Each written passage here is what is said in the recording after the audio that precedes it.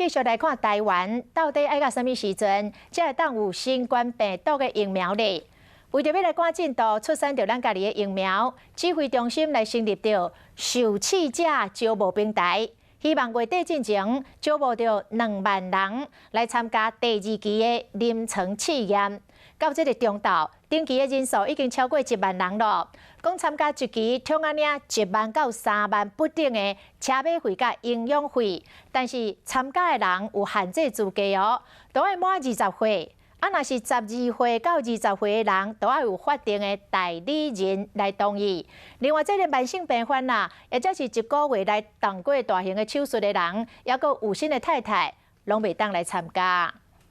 国内疫苗厂开发的新冠疫苗第2期临床试验，需要更较侪受试者参加。食药署发起临床试验意愿的登记平台，目标是11月底为止要招2万人，才开放2点外钟，年有将近2000外人上网络登记。可以提高我们自己国内那些疫情的控制。报名对象只要满20岁以上的大人，拢会使登记；12岁以上还未满20岁，需要法定的代理人同意。进入食药署的网站，点入登记平台，看完个人意向书了后，写姓名、出席年月日、电话基本资料就好啊。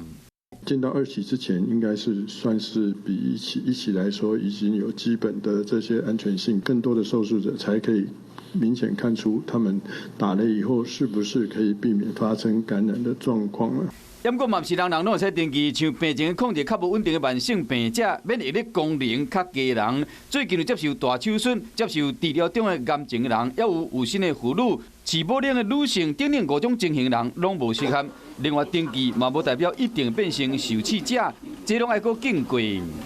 那万一有发生一些不良的副作用，其实也都会得到一些照顾。如果这个疫苗是成功的，我们一样也都会再打给他，就是施打这个疫苗。所以都会有现在所谓车马辅助费，通常临床试验都会